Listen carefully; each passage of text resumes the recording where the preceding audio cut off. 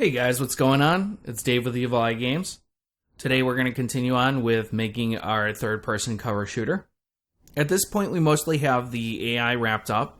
We will be coming back and touching up on different aspects of it as this project progresses, but the basic framework is there for us to have an AI to fight against. And of course, one of the points of having an AI to fight against is they're going to have to be able to do damage to our player character.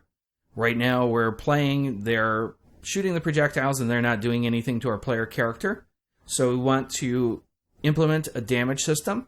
We want to implement a visual feedback for the damage system. So a heads-up display. We want to add a health bar to it and show our health bar progression.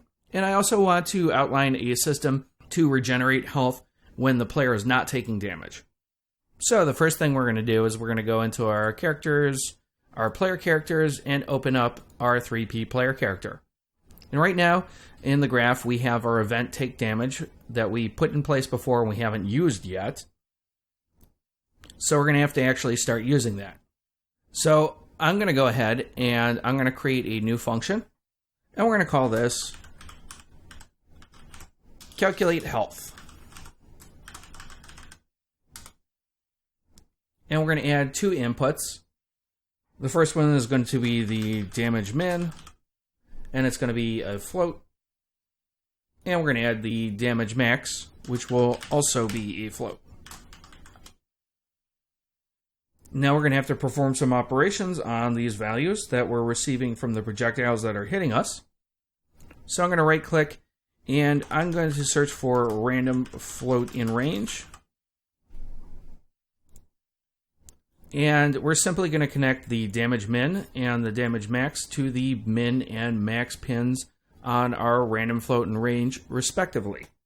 The next thing I'm going to do is I'm going to go ahead and promote this to a variable. In particular, I'm going to promote it to a local variable because we're not going to need it outside of our calculate health function. And then I'm going to rename this local variable. We're going to call it the local damage.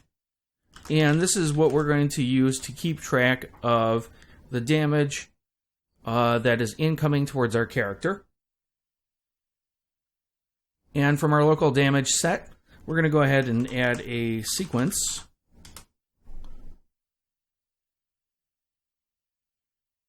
And the first thing I want to do is we're going to need some variables that we're going to set as a result of our functions so that we can keep track of our health. So I'm going to go ahead, I'm going to create a new variable, and we're going to call this the current health.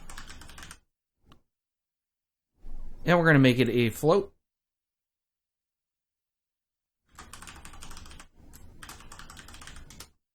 We're going to create a second variable that's going to be the max health.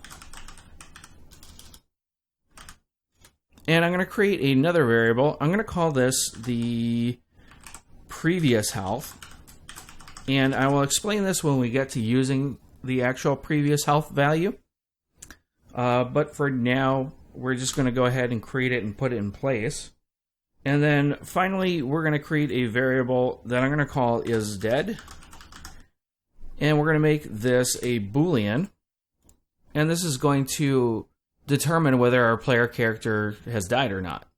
So the first thing I want to do is I want to take our current health, we're going to get this value, and we're going to set our previous health.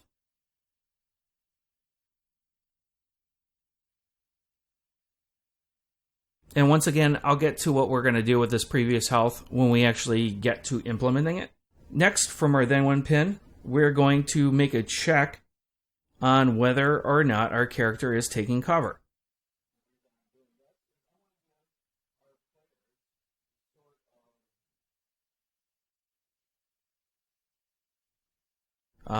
So I want to modify our damage based on whether or not we are actually taking cover. So what we're going to do is we're going to create another variable, and we're going to call this the cover damage modifier.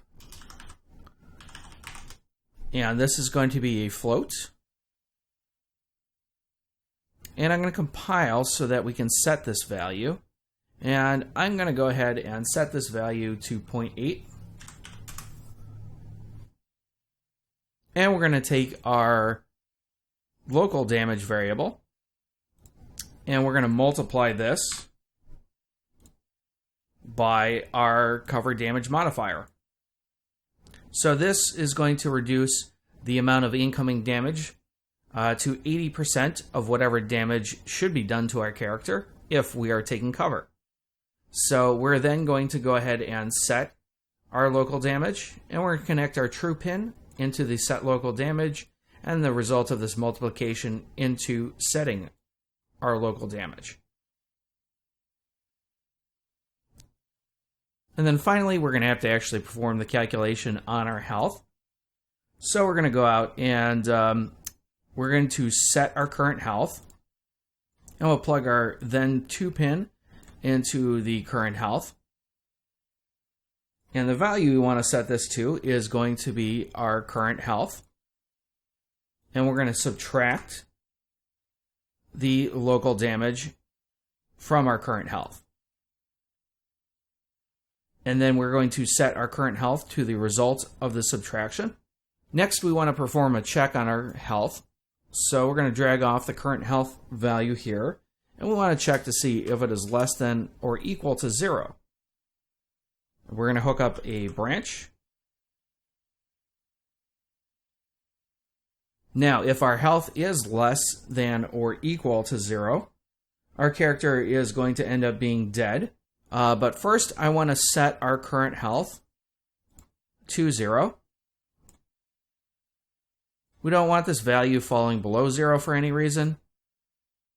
And then we want to set as dead. And we want to set this to true. So if our health is less than or equal to 0, we're going to just set our health to 0, and we're going to set our character to being dead. And that is going to complete our calculate health function. So I'm going to compile and save this, and we'll close out of our function.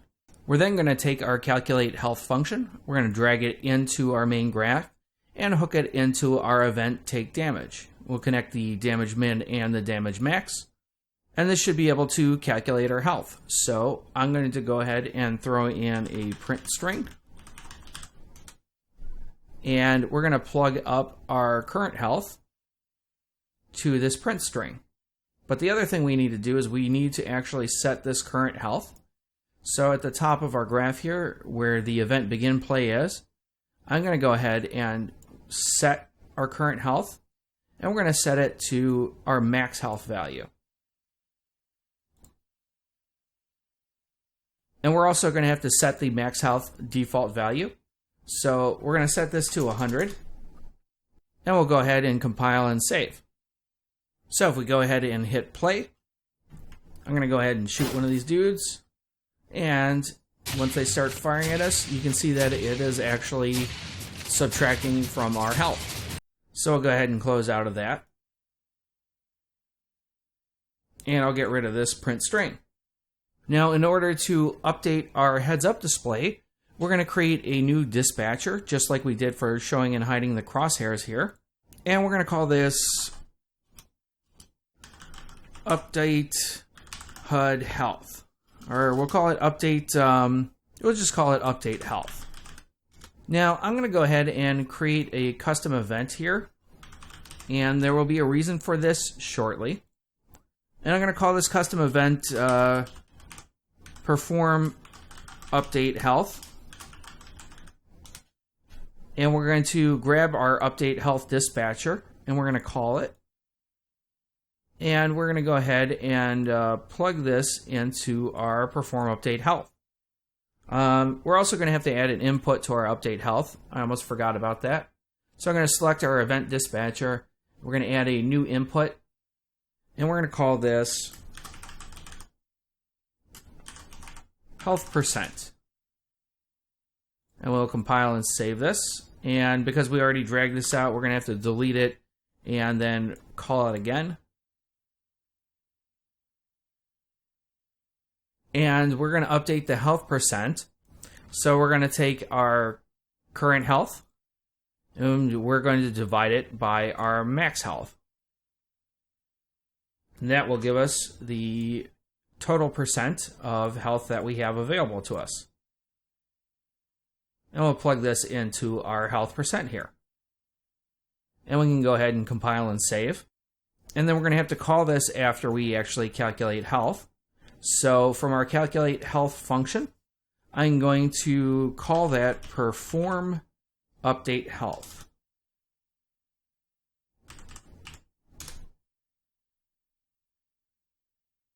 Now we're going to have to actually create a visual way of describing our health to us in our HUD. So I'm going to go ahead and compile and save. We're going to go back to our main window.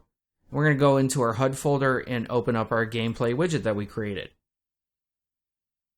Now we're going to have to add a new progress bar. So I'm going to just search for a progress bar in the palette. We're going to select it, drag it onto the canvas panel. And then I'm going to select the progress bar. And we're going to name this health bar. And then for the anchor, I'm going to anchor it to the center of the screen. We're going to set the position of X to 0, and then the position of Y. We want this to be further down the screen here. So it looks like a position of 450 will do. So we'll set our position X to 0. We'll set this value to 450. The size X, we're going to want to resize it across the bottom of our screen. So I'm going to make it, let's try 1800. And we'll set the alignment of X to 0.5. And I'm liking the way that looks. We might want to make it a little bit thicker here. So I'm going to set the size Y to 50. That looks a little bit thick, so let's try 40. And, okay, I'm going to go with that. So we're going to go into our style, and we're going to set up our background image. Just like we did with our overheat bar. I'm going to set all these values to 0, and the alpha to 0.25.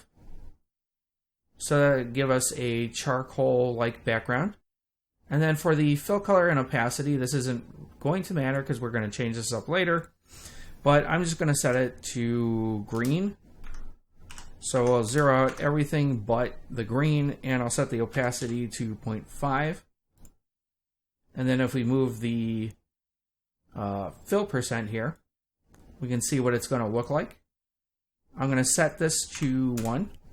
So that's going to default fill the progress bar. And we're going to have to go into our graph. So up at the top right, I'll click on graph. And we have these other updates for our weapon and for our crosshairs. So we have our cast to our player character here. So we're going to have to bind that dispatcher. So I'm going to drag it off of the cast to our 3P player character. And we're going to search for the bind event update health. So we'll select bind event to update health. And we'll plug this into our chain here. And I'm going to drag this show hide crosshairs down and out of the way for a little bit. And then for binding update to update health, we're going to drag out and add a custom event. And we're going to call this update health bar. Now this value is bringing in the percent. So we're just going to go ahead and drag our health bar. And we're going to go ahead and we're going to set percent. And we'll connect the health percent that's incoming to our in percent on our set percent. And we should be good at this point. So let's compile and save. And we'll hit play. So we'll go ahead and shoot one of the enemies. And we'll see them come over, and our health bar is decreasing as they shoot at us. Now, the one thing I don't like about this is the change in the health bar is very sudden. It doesn't look smooth. So I want to create a way to make the transition from 1% to another within the health bar a smooth transition, so it looks a little more pleasing to the player. So we're going to go ahead and go back to our 3P player character here, and we're going to use this perform update health to go ahead and smooth out that transition. So I'm going to drag our call update health out to the right for a little bit, like that. And we're going to go ahead and right click on our graph and create a timeline. So add timeline, and I'm going to call this the health timeline. And we're going to double click and open up on our health timeline. We're going to go ahead and add a new float track, and I'm just going to call this track health. And I'm going to make the length of this track 0.1. And then we're going to go ahead and add 2 keys to the curve. And for the first one, we're going to set the time to 0, and we're going to set the value to 0 as well. For the second one, we're going to set the time to the end of the track, so 0.1, and we'll set the value to 1. And we'll go ahead and close out of our health timeline. That's all we're really going to need to do. And from our perform update health, we're going to plug this into the play from start on our timeline.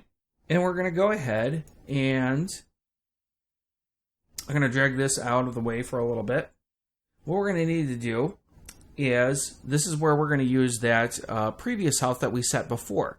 We want to make a smooth transition from the health that we had before to our current health. So we're going to go ahead and drag out our previous health, and we're going to perform a LERP on this.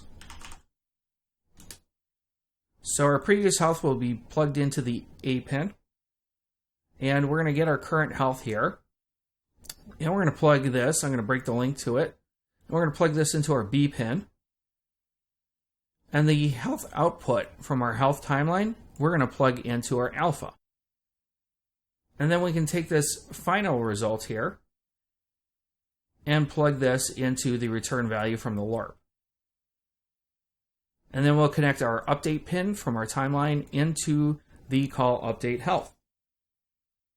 So what this is going to do is, as the timeline plays, over the course of 1/10 of a second, it'll transition from our previous health to our current health, and then divide that value by our max health and put out a health percent, which will update our health bar.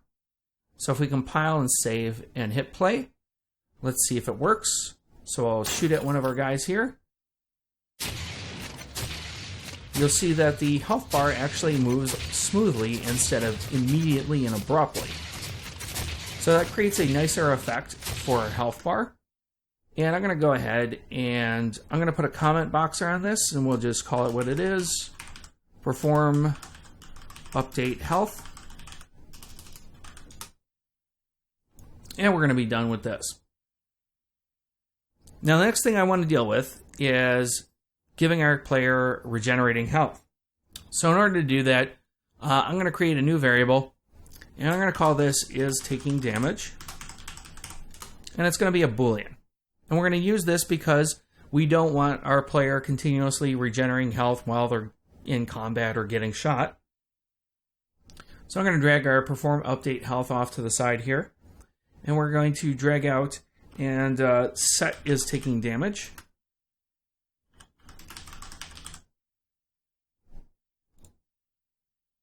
And we want to set this value to true. The next thing we're going to do is we're going to set a timer by event. And I'm going to set the time for this to be kind of low because we're testing it out, and we'll come back and check on it later. But we're going to have to pick up a event to it. So I'm going to drag our perform update health down. I'm going to drag out from our event, and we're going to create a custom event. And I'm going to call this end damage timer. And when this occurs, we're going to set is taking damage to false. So basically this timer can be reset every time it's called. So it starts out at 5 seconds, and say 3 seconds into this timer gets re-triggered, it will reset the timer back to the 5-second timer. It's basically interruptible, and it can be reset back to its starting value. I'm going to go ahead and promote the return value on our timer, and I'm going to call this the damage timer. And we're going to plug this in behind our set timer by event. And then in our end damage timer down here, we want to get a reference to it. And we want to go ahead and clear the timer by the handle. So essentially all this timer is doing is tracking the time in between when we're taking damage. So when we do take damage, we set is taking damage to true. And then once this timer expires, if it hasn't been re-triggered again, it will go ahead and set is taking damage to false, and then we'll clear out that timer. And then after our setting the damage timer, we can go ahead and replug this perform update health back in. Now we're going to have to create an event to start regenerating our health. So I'm going to right click on our graph here. We're going to create a custom event. And I'm going to call this Start Regenerate Health. Because this is going to be an event that we're going to use to trigger the initial timer for regeneration health. So from our Start Regenerate Health here, we're going to drag off and we're going to set a timer by event. And we're going to go ahead and promote the return value to a variable. And I'm going to call this the regenerate health timer. And we're going to set the time on this to 0.1, which is specifically the same time as our health timeline down here. We're going to set it to looping because we want it to perpetually repeat itself. And then we're going to have to tag up an event to this. So we're going to drag off of our event node here. And we're going to add a new custom event. And we're going to call this event add health. Now we're going to go ahead and throw a branch in here. And we want to make a couple of checks before we actually add any health to our character. The first thing we want to check is we want to see if we're not dead. So we're going to get our isDead variable, and we're going to perform a not operation on that. We don't want our character regenerating the health if they are dead. Second of all, we want to make sure that we are not taking damage. So we're going to get our is taking damage. Once again, we'll perform a not operation on it because we do not want to be taking damage when the health regeneration occurs. And finally, we want to check to see that our current health is not greater than our max health. So we want to go ahead and we want to check our current health. We'll perform a less than operation on it, and we'll compare this to our max health. So we want to make sure here in this case, the current health is less than the max health. Then we'll go ahead and we'll drag out from our is not dead and find an AND operator. Now we have 3 checks here, so we'll add a new pin to our AND. And we'll go ahead and plug these 3 values into our AND, and finally plug that into our branch.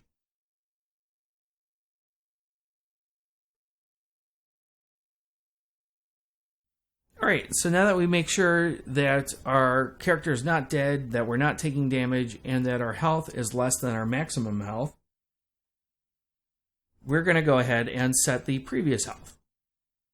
And we want to set the previous health to the current health.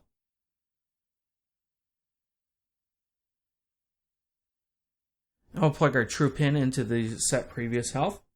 And we want to go ahead and add to our current health. So we're going to go ahead and set our current health. And we'll plug that in. And we want to go ahead and add float plus a float and plug that into our current health. To make things consistent and possibility for a future upgrade, I'm going to go ahead and this +1, I'm going to right click and we're going to promote this to a variable. And we're going to call this the health regeneration rate. So by default, this health regeneration rate is going to be at a value of 1. So if we compile and click on it, we can see the default value is 1. And I'm going to be fine with that for now. And then once we're finished calculating this, we're going to have to go ahead and perform the update health.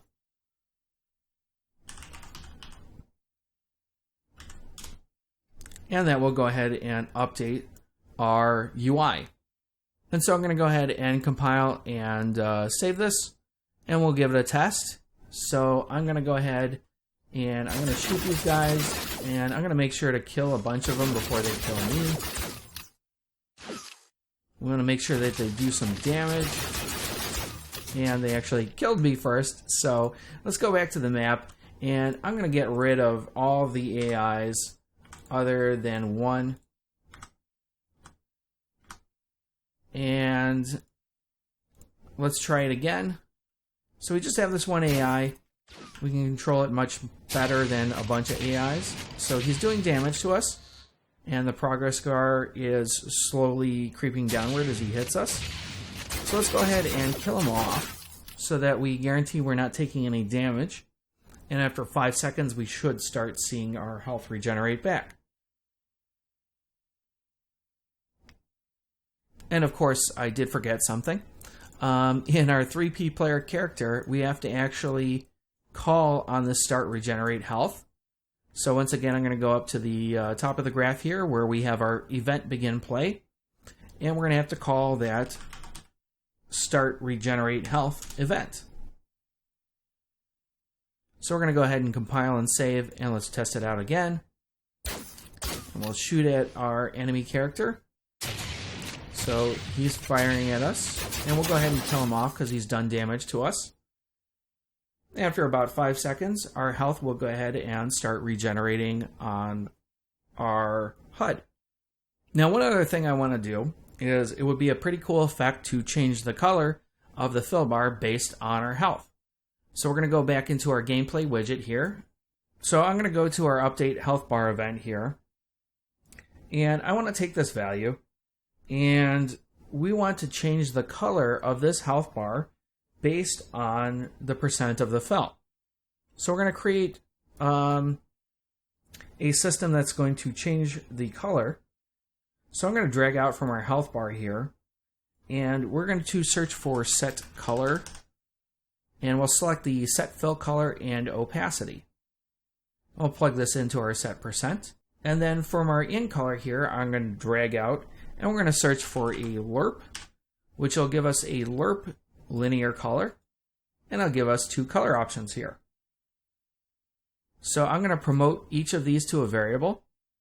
So A, I'm going to promote to be red, so I'll call it red color. And B, I'm going to promote to be our green color, so I'm going to call that variable green color. So our red color is plugged into A, and our our green color is plugged into B. Now we need to perform something on this alpha to switch between the two. And I don't think I've explained this before, but with the lerps, it will switch from A to B based on this alpha. And the scaling will be, if the alpha is 0, it will be the first option. If the alpha is 1, it will be completely the second option, the B option. And anything in between will be a blend of the two. So I'm going to drag off of our health percent here, and we want to go ahead and map range clamped. And what this is going to do is it's going to create sort of an offset for our health percent. The reason being is I want the red in the health bar, or I want the health bar to become red well before it hits the end of the health bar. Otherwise, you're going to have some weird orange color for a lot of the health bar, and I don't want that. So the in range A, I'm going to set to 0.35, and this is going to clamp off this health percent coming in so that 0.35 is going to be the end of the lowest value. And we're going to set the in range B to 1 because the percent functions on a value from 0 to 1. And then we want the out range A to be 0 and the out range B to be 1. And this is just going to create somewhat of an offset so that it transitions into the red color earlier.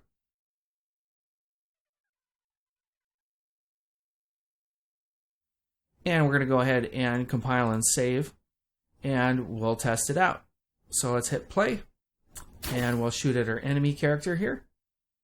And I did forget to set these colors up. So we're going to select the red color here, and under the default value, we're going to set red to 1, and the alpha on the fill bar is 0.5, so I'm going to set the alpha on this color to 0.5. And then for the green color, I'm going to set green to 1, and once again the alpha to 0.5, and we'll hit OK. And we'll compile and save and test it out.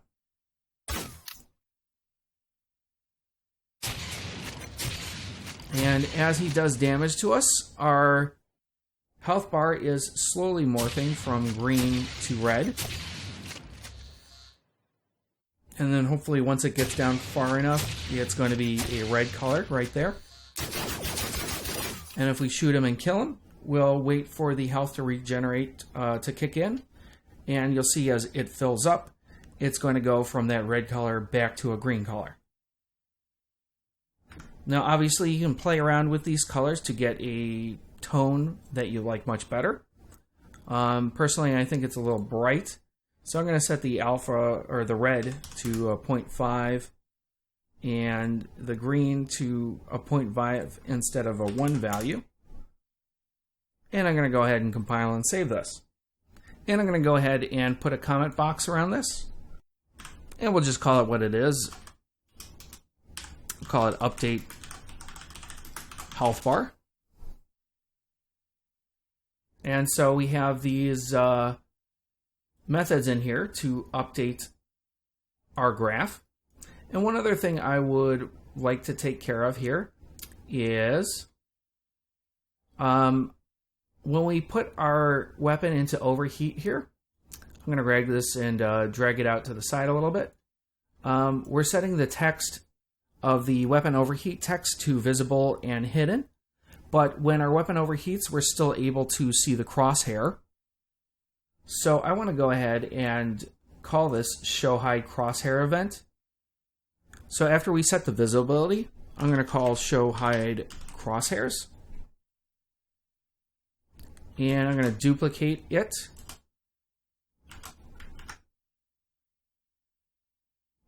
So that we have one for each event when we set the visibility.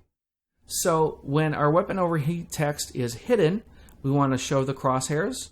And when our overheat text is visible, we want to hide the crosshairs. So if I compile and save and hit play, and we start firing the weapon until it overheats. Once our weapon is overheated, it will hide the crosshairs. And then once it becomes not overheated any longer, it will show the crosshairs again. One last thing I want to really address is our weapon overheating system right now. Now, you notice when I did the regenerate health for our player character, I am using these timers down here. And we can actually go ahead and create comment boxes for these while we're at it. So we'll call this regenerate health. And that'll cover our start regenerate health event and the add health. For our end damage timer here, we will put a comment box around that, and we'll just call it what it is, end damage timer.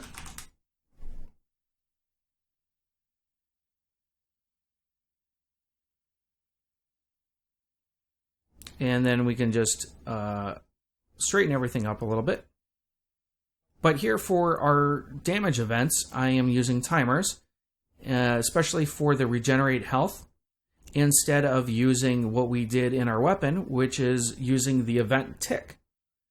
And the reason I did this is because the timers are more consistent than the event tick. The event tick literally is fired whenever a new frame is drawn. And the problem with using the event tick is that the time in between those events of each frame can vary, and it can vary a lot depending on the machine that it's running on and what frame rate the game is getting. It's not very consistent, so I want to go ahead and update our weapon overheating system. So back in our main window, we're going to open up our weapons and our player weapon, and we're going to open up our base weapon. So we have this reduce heat buildup that is based off of the event tick. I'm going to get rid of this event begin overlap because we're not going to use that. And this basically takes the input of the delta time and multiplies it by a value. And one of the big problems with this system is simply the fact that this is really hard to calculate the heat reduction rate versus the amount of heat that is added and how much you can fire before the weapon overheats. So we're going to go ahead and implement a system that's going to use a timer instead. And we're going to have to make a couple of different changes. So just like with our health, I'm going to create a new custom event.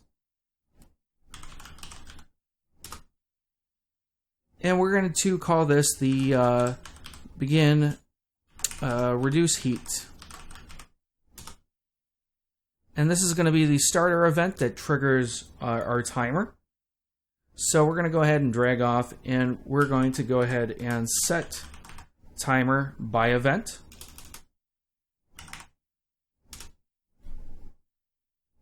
And for the time on this, we're going to actually do this based off of the firing rate of the weapon. So I'm going to create a new variable, and we're going to call this firing rate, and we're going to make it a float. And we'll compile and save. And right now, it's throwing up an error because we don't have an event chained off of this. But one thing I want to point out first is in the assault rifle weapon that we created, there is a firing rate variable that already exists. And the only place we use it is on this timer for repeating automatic fire. And the value I'm using right now is 0.15. I'm going to keep that in mind. We're actually going to delete this firing rate variable. It renamed it because the parent now has a variable that's named the same. So we're going to delete that firing rate, and we're going to right click in the graph and get firing rate. So this is the value that is in the parent, and it seems to already have set the firing rate to 0.15. We can definitely verify that. And while we're in it here too, there is the timer. And this is for the auto fire. So I'm going to rename this to more accurately reflect what it is. We're going to call it automatic fire timer. And we'll compile and save this. And we are actually going to use this as firing variable to prevent our weapon from reducing heat when we're firing the weapon. So in our base weapon, we're going to go ahead and add a variable, and we're going to call it is firing. And we're going to go ahead and make it a Boolean. We'll compile and save.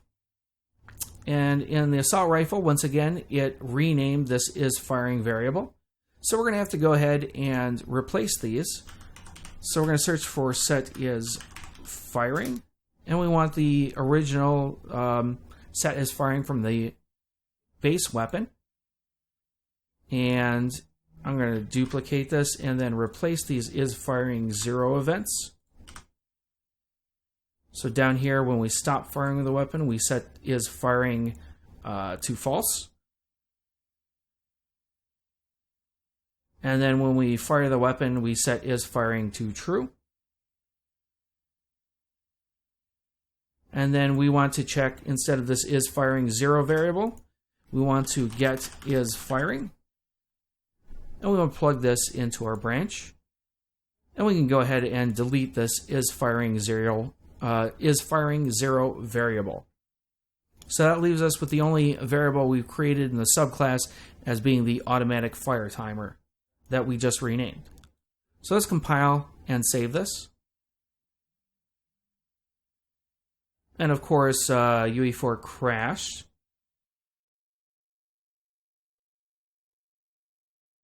All right, so so UE4 crashed on me.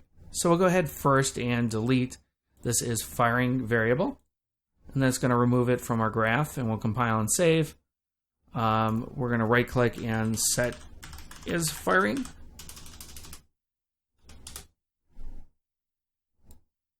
And we're going to place these guys back into our graph.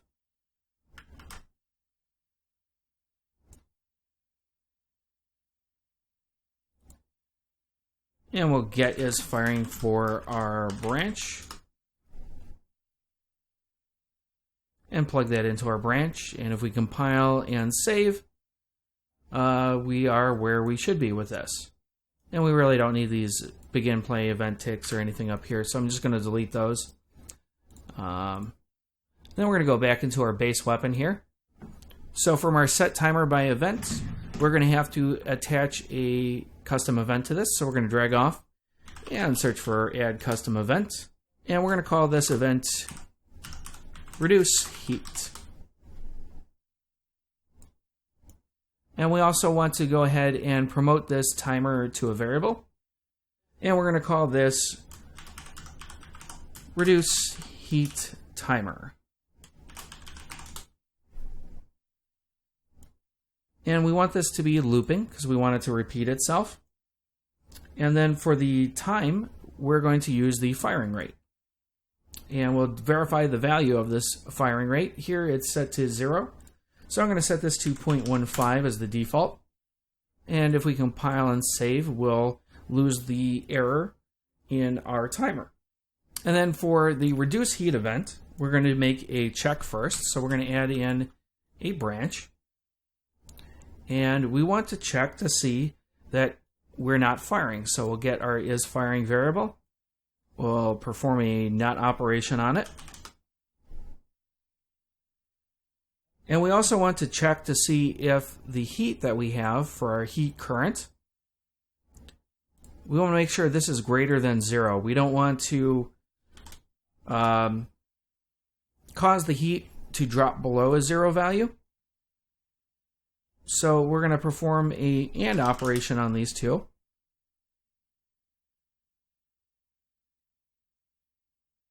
And then we're going to go ahead and plug the result into our branch. So at this point, if we're not firing and our heat is greater than 0, we're going to go ahead and perform the true branch. And we're going to take our heat current. And just like with our health system, we want to promote this to a variable. And we want to call it the heat previous. And we're going to plug this into our true branch. And then we're going to take this value and we're going to subtract. And we want to subtract a specific heat reduction rate. So we're going to grab our heat reduction rate variable and plug that in. And from then, we're going to go ahead and drag out and perform a sequence.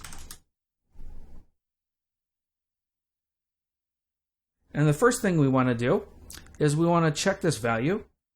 And we want to see if it is less than or equal to 0. So from our then one pin, we're going to go ahead and add a branch in.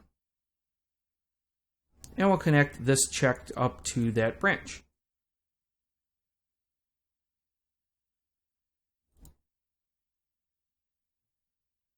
Now, if our heat is less than or equal to 0, we're going to go ahead and set our heat current to 0. We are going to set the weapon overheated state to false. And then we're going to go ahead and perform a do once. And that's a multi-input. We don't want the multi-input. So we'll perform a do once. And after the do once, we're going to go ahead and call that weapon overheated dispatcher.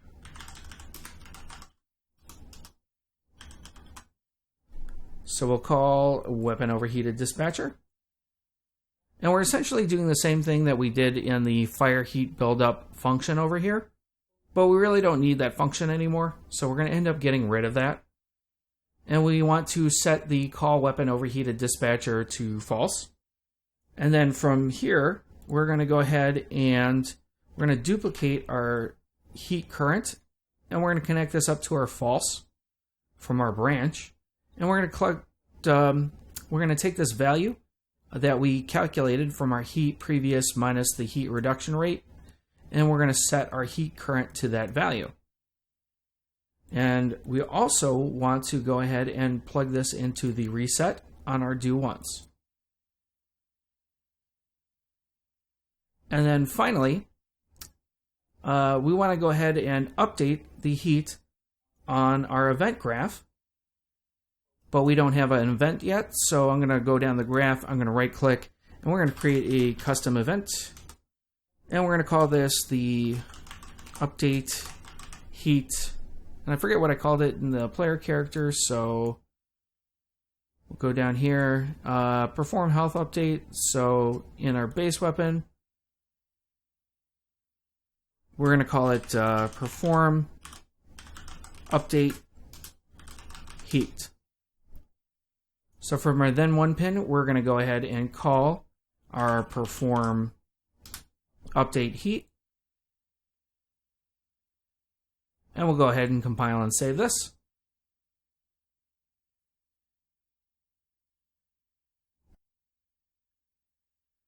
And then we can go ahead and drag some comment boxes around here. So for our reduce heat, we'll just put a comment box around there and call it reduce heat. And then for our begin reduce heat, we'll do the same thing. Put a comment box around that and name it what it is.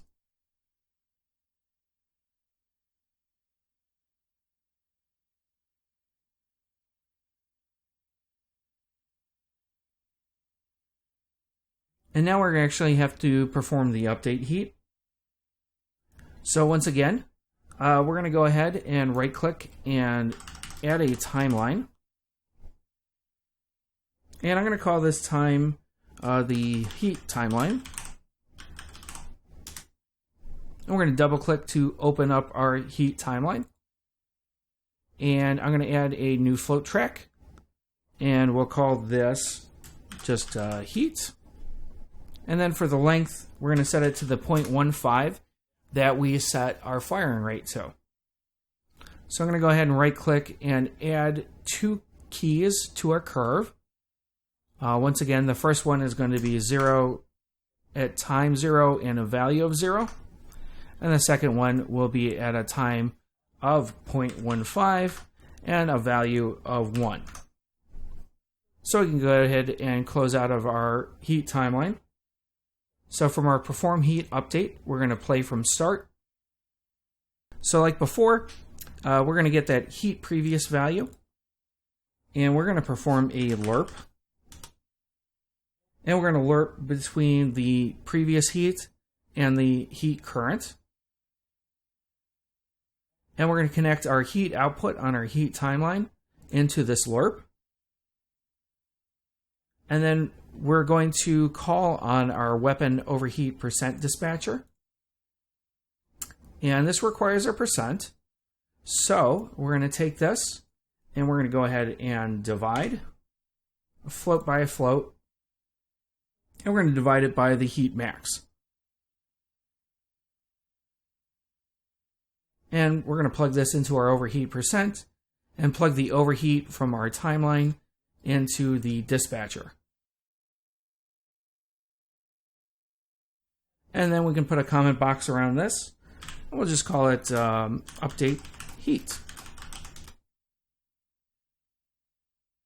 And then we can just arrange it on our graph as we see fit. So at this point, we have everything set up in place so that it will function. Now we're going to have to make a bit of a modification to our fire heat buildup.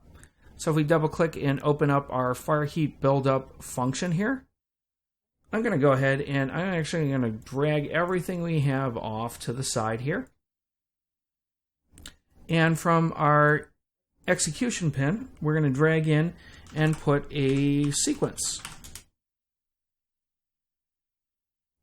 Now the first thing that we're going to have to do is we haven't employed this heat previous variable yet.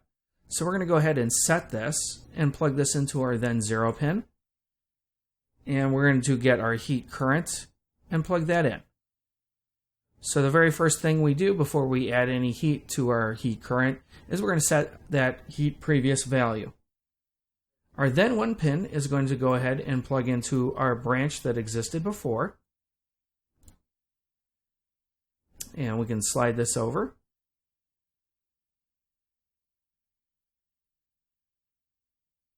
And this all functions perfectly fine. Then the last thing we're going to have to add is we're going to go ahead and then call on our event to update our heat. So we'll call on the perform update heat action, and we'll compile and save. And that will complete updating our fire heat buildup function. So we can go ahead and close out of that function. And then when we actually fire the weapons, right now we're using that fire heat buildup in there. That's no problem. We're going to come up to the event tick, and we're going to get rid of this reduce heat buildup call that we make at the very beginning. We're not going to need that anymore. And we'll plug our event tick into our overheat alarm. And then we're going to get the event begin play that we have here. And we're going to go ahead and we're going to call that begin reduce heat that we use down here. So from our event begin play, we're going to call begin reduce heat.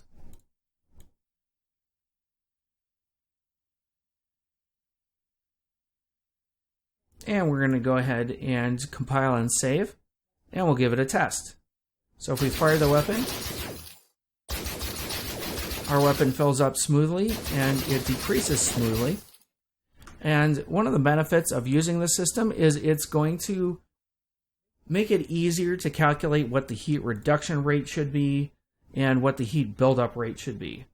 So if we set the heat reduction rate to 0.5, it's going to reduce the heat at half the rate that it's building up. So I just set heat reduction to 0.5. So if we start firing the weapon right now, it's reducing at half the speed that it's building up. And then we can also easily calculate the heat max much easier. Since we're firing continually and we're not reducing the heat while we're firing it, this is going to effectively be how many shots we can fire based on our heat buildup rate. So right now, being our heat buildup rate of 1, we can fire 15 shots before we hit the heat maximum. So I'm going to set this up to 30, so something like an assault rifle clip normally, and compile and save. So our player will effectively be able to fire 30 shots continuously before they reach the maximum heat on their weapon. And lastly, the other thing I want to address is our heat timeline here is based off of a solid timeline of 0.15 seconds. Now, our timer for, let's see if I can find where it is. Here we go. For reducing the heat is based off the firing rate. Now, with the heat timeline, there's no way to set the length of the timeline. But what we can do is we're going to get this reduce heat timer. And actually, correction on that. We're not going to get the heat timer. We're going to get a reference to this heat timeline. So we're going to right click and we're going to get heat timeline. And we'll see the get heat timeline. And that'll give us a reference to that timeline at the bottom. And we want to go ahead and get the timeline length. And and that will return a value in a float of the length of the timeline. So in this case, it would be 0.15. And then we want to take this and we want to divide it. And we're going to divide it by the firing rate. So right now, if we have just default values that we're using, it's going to take the length of 0.15 and divide it by 0.15. But if we create child weapons later on where we change the firing rate, we can actually change the rate at which this heat timeline plays. So I'm going to drag off of this heat timeline, and we're going to search for set play rate. I'm going to plug this in after our begin reduce heat, and we're going to plug the result of our division into the set play rate. So what this will effectively do for us is, if we end up changing the firing rate for subsequent weapons that we end up creating, it will play this timeline faster or slower based on the firing rate. And it looks like it made a little error here. We're just going to flip the get timeline length around with the firing rate. We want to divide the firing rate by the get timeline length. And that is going to then make the play rate of the timeline relative to the firing rate. So if we end up changing the firing rate for subsequent weapons that we end up creating, it is going to play the timeline in an appropriate manner relative to that weapon's firing rate. So I'll just go ahead and compile and save. And I think I lost, I did. When the UE4 crashed, I lost the changes in here for my comment boxes. So we're going to put the regenerate health back in. We're going to put in the comment box for the end damage timer.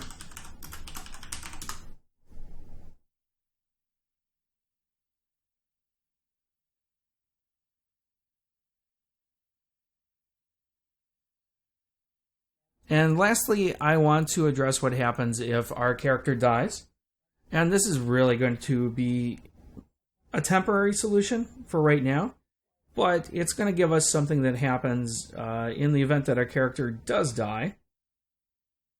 And what we're going to do is we're going to put a branch in after we perform our update health. And we're going to get is dead and plug that into the condition. Now, if our character is dead, I'm just going to basically restart the level. So we're going to go ahead and drag out, and we're going to search for get current level name. And this is going to return the name of whatever level we have loaded. And then we're going to drag off from that, and we're going to go ahead and call on open level. And we're going to plug the return value from our get level name into the open level. And there'll be a conversion involved here from a string over to a name. And we're going to compile and save this. And if we hit play, and we're going to get this guy's attention, and we're going to let him shoot at us until he kills us. Which I probably should have put some more guys into this level. It would take a little less time than this. But once we get to the end of our health and we end up dying, it should end up reloading the level that we're on. Alright, so that ended up working successfully. So that will be very useful for testing. So that's going to go ahead and complete today's video. If you have any questions or comments, go ahead and leave them down below. And thanks for watching.